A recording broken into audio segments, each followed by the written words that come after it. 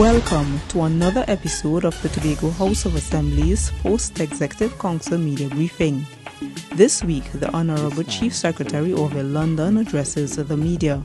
I must start by extending, on behalf of the Tobago House of Assembly and all the people of Tobago, sincerest congratulations to Dr. Keith Rowley on his elevation to the position of Prime Minister. It's very interesting that Dr. Rowley is not only installed as the 7th Prime Minister of Trinidad and Tobago, but also as the second Tobagonian or Tobago-born Prime Minister who will be called upon to lead this country through what would be very challenging times. And I must say, as many other citizens of this country, that I am very comforted by the tone and the posture and the statements and the signals sent by Dr. Rowley in his first couple of days on the job.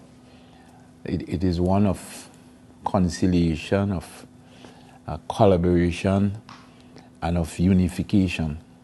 And I think that based on what we are likely to face over the ensuing months, this is the only option for us in Trinidad and Tobago, that we have to work together and we have to put aside the political polarization and treat with how do we find the best strategies to ensure that at the end of this period, Trinidad and Tobago remains on the path to progress. From a Tobago perspective, I want to extend congratulations to the Tobago East and Tobago West representatives, Mrs. Ayana Webster-Roy and Ms. Shamfa Kojo. They've worked very hard over the past 3 to 4 months. I think that they have impressed both on the Tobago scene and on the national scene. And I think that they can be considered to be worthy representatives of the people of Tobago. We in the Tobago House of Assembly look forward to more meaningful collaboration, both with the Prime Minister and the Cabinet, and of course with our 2 Tobago representatives. I want to put on record, however, that our expectations in the Tobago House of Assembly are no different with this administration than it was with the previous administration. We believe that any central government has a responsibility to collaborate with the Tobago House of Assembly so as to ensure that the Tobago House of Assembly is able to carry out its functions and achieve its objectives. We are mature decision makers and we recognize the challenging economic times. But in those circumstances, we believe that with the necessary collaboration and with a government that is sensitive to the Tobago situation, that we should be in a position to surmount most of our challenges. So that what we're looking for is really a partner in Tobago's progress. And I am quite confident that we would be able to achieve that. Now, it is obvious that, we are going to have to deal with certain specific issues. And I want to say that in the Tobago context, there are certain issues that we consider paramount, whether you want to consider them non-negotiable. But on a generic perspective, we're looking for a mutually respectful relationship where there is meaningful dialogue geared towards problem solving and island building. And I think that's the fundamental tenet to govern the relationship, that it must be one of mutual respect. And of course, where the Tobago House of Assembly space is respected and protected. But of course, there's a commitment on the part of the central government to work with the Tobago House of Assembly guaranteeing that that space could be developed and enhanced to the optimum. Now, there's some outstanding issues, and these issues have been outstanding for years. And I don't want to overload the agenda in the early stages, but there are some issues which I will bring to the attention of the Prime Minister and the relevant ministers as urgently as possible, because I think that some of those issues do not really require significant resources. What they require is commitment on the part of the central government to have these issues resolved. On top of the list, of course, is the question of self-government for Tobago. We have gone a long way over the past 4 or 5 years. At this point in time, there is a draft bill which we can put to the cabinet and which we can get their comments. In fact, when before the Parliament was dissolved, we actually were in discussions with the government representatives where they were supposed to present to us the arguments in support of their position, and we were supposed to present our arguments to them. We did. There was no response. And our people went further to prepare a draft bill for further discussion. So we are at a point where we can continue the dialogue, and I'm hoping that we're going to get some redress. The question of land titles or land tenure in Tobago, again another long-standing issue, came very close to resolution 5 years ago with the passing, with the drafting of 3 bills. This was left in abeyance. We hope to have that revisited very quickly. Public transportation, again another low-hanging fruit, I think, where we need to increase as a matter of urgency the number of buses being made available in Tobago. Police stations, again a 5-year postponed issue, postponed for 5 years. The police station at Roxburgh and Old Grange.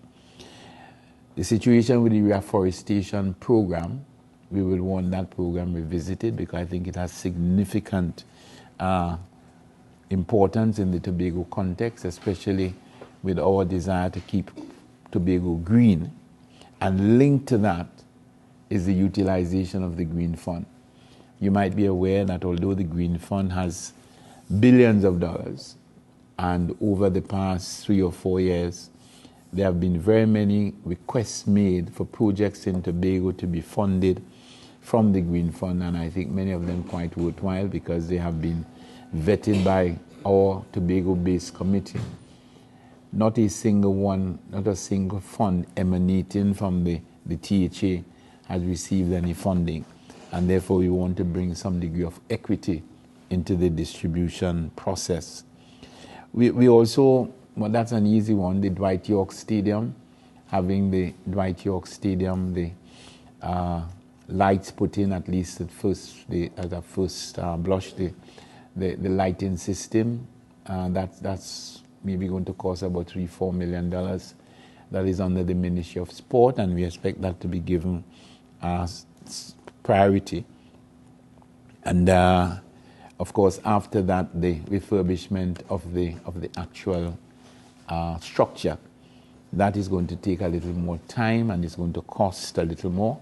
But we're saying that at this point in time, if you get the lights and the building itself is, based on the last report, structurally sound, so that once we get the lights, we can resume full activity at that venue. We also want a number of bills that have been passed in the Tobago House of Assembly. We want to have those bills revisited. The Tobago Police Bill and another bill that dealt with the protection of the inland waters to prevent accidents and so on, and to give us greater control with respect to patrolling the waters just offshore and to curtail the number of accidents. And another one which I consider very critical is the meaningful representation of the THE on national boards and committees.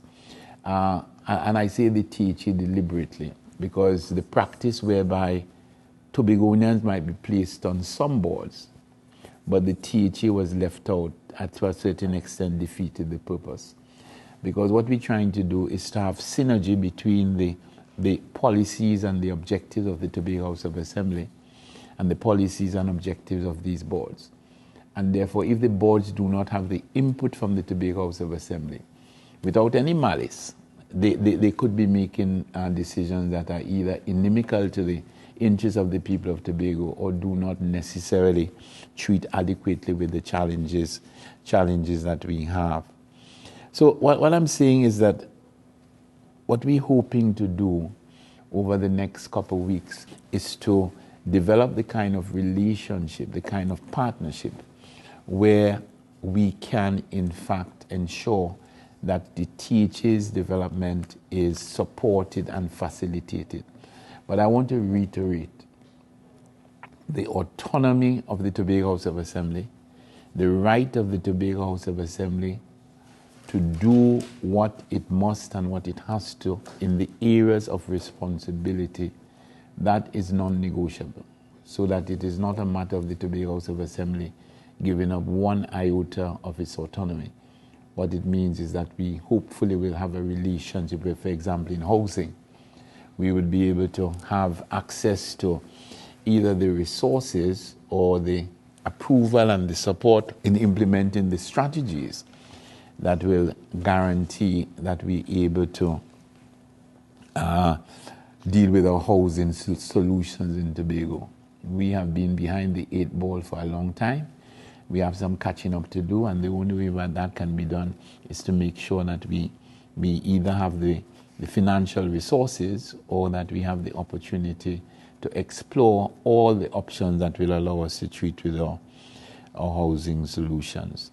So as I indicated, what we're hoping to get out of this entire process, this changing of the guard, if you want to put it like that, is an opportunity to revisit the relationship between the central government and the Tobago House of Assembly, which all of us are aware has been totally unsatisfactory over the past 5 years, and to have a relationship that is really about mutual respect, partnership, collaboration, but of course ensuring that each other's boundaries is not encroached upon, and that we do what is best in the interests of the people of Tobago and Trinidad and Tobago.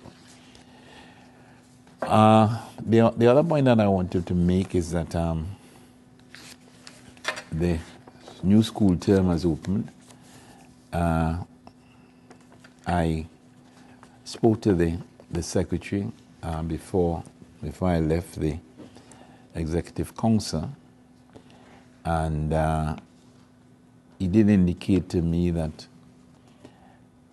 all the schools were open, but there was some disruption at the Scarborough Methodist School where the classes were dismissed early, and that work is still to be completed at the Scarborough Secondary with a new maintenance building and infotech building, and that should be completed by the 30th of September. A pan room at Ebenezer Methodist, expected completion date the 20th of September. Charlottesville Methodist new staff toilets by September the 12th, and Scarborough Methodist repairs to students' toilets September the 12th. The impression I'm getting from him, you all might know better than I, is that this is not likely to disrupt classes in these institutions. But the work on the other school, based on the reports that I have, the work has been completed, and that classes have resumed, and we expect should continue uninterrupted. So as I also want to just, as I conclude, take the opportunity to congratulate the people of Tobago and the people of the country for once again participating in the democratic process. I think that the voter turnout in Tobago could have been better. I think it was somewhere just over between 50 and 55%, maybe the mid-50, maybe somewhere midway between 50 and 55%. I think that it's normally about that for the general election. Tobago House of Assembly, last Tobago House of Assembly, it was closer to 70%. But I'm expecting that with the next Tobago House of Assembly elections, where people consider the issues to be more personal, that we would have a higher turnout. But I want to make the point that governance is not just about participating in the electoral process on election day. Governance is about people, about sectors, about units, about communities, playing their role in whether it is advising, whether it is in getting involved in projects, whether it is in critiquing, whatever. But the democracy will not survive or will not flourish, maybe is a better term. The democracy will not flourish except people understand that they have a responsibility to protect and to enhance the process during the periods between elections. And I'm hoping that we in Tobago will become even more aware of that responsibility and ensure that we participate consistently in the democratic process. In terms of your budget expectations, do you expect a more generous amount this year like you've hoped for in the past? Well, let me tell you what I expect from the budget. I expect from the budget that the focus on 4.03% would not be what is the Tobago treatment with the Tobago House of situation. And that's what I'm talking about, partnering. That we sit, we discuss what are the challenges faced by the people of Tobago, how those challenges can be resolved. And the challenge will have to be resolved in different ways. One, by the amount of resources that are given to the people of Tobago. Secondly, by the options that are made available to the people of Tobago, so that in the absence of financial resources, you have the opportunities to respond. And three, by seeing ways and means by which there could be partnering with respect to the achievement of the objectives. So for instance, we talked about housing. We have a situation in housing where for the past 5 years, many years, we've been getting about $20 million, that's it, in cash to build houses. That's maybe 25, 30 houses. What we have been requesting is a situation where in addition to whatever cash resources are made available, that we have option to government loans. Sometimes the government gets loans, it gets grants, it raises bonds. None of that comes to Tobago. We don't participate in that. And I'm saying that is the kind of relationship that we want, that you must be able to recognize that you cannot have a situation where you're arranging to build 5,000 houses in Trinidad and you're only providing 20 houses in Tobago. You have to find a way to treat with that. And that comes with meaningful discussion. We also want to be able to have the right to borrow without ministerial approval. If the financial institution saying you can borrow, we don't want any guarantee from you, the government, then why should the government prevent you from doing that? To get involved in PPP arrangements and so on. So we are aware that, with the present financial situation, there's a possibility that Tobago will get a higher percentage, but get a lower gross. In other words, let's suppose the budget falls from 60 million to 50 million or 40 million, even though you get more than the 4%, the gross may or may not be more or less. But that to me is not the only thing. It's not just the amount of money. The amount of money is important, and we're going to make our case for the largest possible sum. But in addition to that, you must partner with us so as to ensure that our objectives are achieved. You can't just give the money to us and leave it and say it's not enough, but that is the best we can do. In terms of democratic self-government, which is listed in the manifesto, do you expect to achieve this within the first year, second year of government? Of course. I mean, I would be very disappointed if the first year passes and we don't have a bill before the Parliament already, and most likely pass. It has to have received the support of the opposition. But I think a year on the outside has to be the limit. And one more thing, back to the budget. I know that it is soon upon us, and you may not have had time to negotiate in terms of what the Tobago House of Assembly really and truly wants in terms of figures and all that. But could you tell me, in terms of a figure, what you expect? Well, you remember, we would have had a budget, and that budget would have identified what we want. It would be a little disingenuous of me to say that we send up a budget for $5, but we really only intend to get $3. We send up a budget for $5, and basically what will constrain us is the amount of money available to the central government. But the figures that we send are genuine figures based on what we consider to be our needs. Obviously, if you're going to go on past history, you would not get all of that, and then you'll have to prioritize. But I prefer not to preempt the discussion which I'm going to have with the central government and whoever is the Minister of Finance by putting a figure. You know, that's not the best way to negotiate. There's also talk that times are going to be hard soon, and Trinidad and Tobago might have to tighten its belt. You would have outlined certain things that the Tobago House of Assembly would like to have. What are your priorities if there is a case? Well, that's why I made the point that there are some areas where what the Tobago House of Assembly is requesting doesn't really request significant financial resources, so that all those things that I mentioned here are not really about significant financial resources, except for housing, which really you don't necessarily have to have an outlay of cash. So those are some of the things that I consider to be priority. But I think, to me, the biggest priority is nurturing a relationship which will guarantee that the Tobago House of Assembly and the central government, that the relevant ministers and secretaries could sit and chat about facilitating and supporting development in Tobago. You see, a lot of times, things didn't go well because we didn't have that environment of dialogue. It's like two members of a family living in different houses. If they're not talking to one another, or if every time they meet one another they're cussing, they obviously, regardless of whether they have in a time of plenty or a time of need, they are not going to be able to do what is best for either of them. And therefore, that is why what I'm looking forward to is an improvement in that kind of relationship.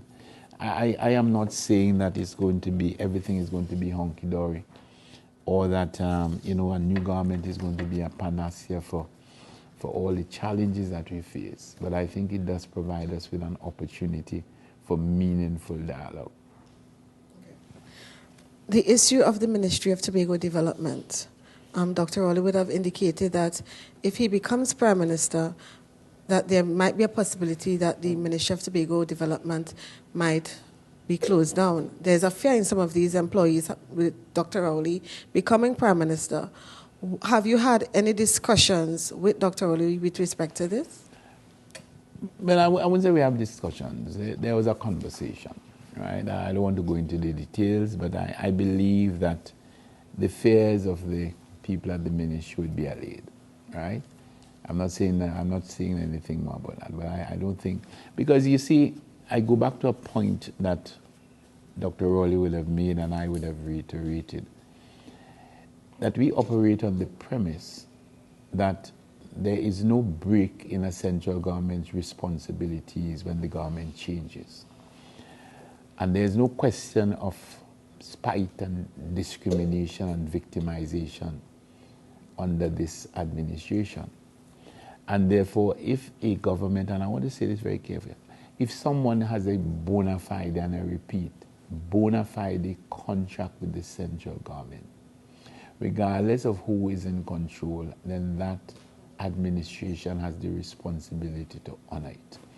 Another point that people have to recognize is that employment is within the ambit of the permanent secretary. It is the permanent secretary who determines who is on contract, who is not on contract, who has short-term contract, who has long-year, one-year contract, who has two-year contract. How these contracts should really pan out. And therefore, one thing I can guarantee is that no minister will place pressure on any permanent secretary to void any bona fide contract. If you did not have a contract, well then that's a different matter. But once you have a bona fide contract, that contract will have to be honored.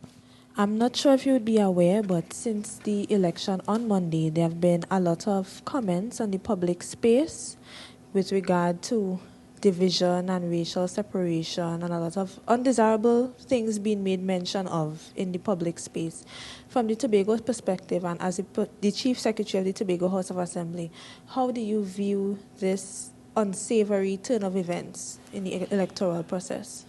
Well, let me tell you. In the first place, I give the majority of Trinidadians and Tobagonians the benefit of the doubt. I think the majority of Trinidadians and Tobagonians are prepared and have dwelt in, relative harmony.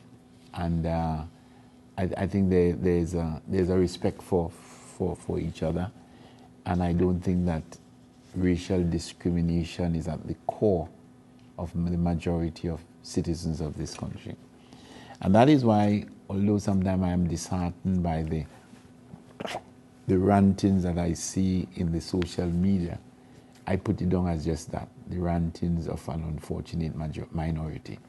And it is in that context that I'm viewing all of this. So one, we renew our appeal for us to, as quickly as possible, it wouldn't be done overnight, forget or put aside the polarization which is usually nurtured during an election period. And let's focus on those things which we have to focus on if we are to really make any effort if we are to really make a good effort to alleviate some of the problems which face us, or which will face us over the next few months. But that said, I do not think that those people who are sufficiently misled to make those statements, I don't know if too much can be done about them, and maybe the best way to treat with them is if they break the law, to deal with them according to the law. Because I don't think that they, in effect, are likely to change. When you look at the viciousness and the vileness of some of the comments, I don't think that these are people that one really wants to waste any time trying to say, but they have them in every society. And you just got to deal with them. And now, because you have social media, they have an opportunity to play to an audience which they would not have had under normal circumstances. But I don't think that they are representative of Trinidad and Tobago, not of any race. And for that reason, even if it is unfortunate, I don't consider it disastrous. Thank you for staying with us for the Tobago House of Assembly's Post-Executive Council Media Briefing for the week ending September 12th, 2015.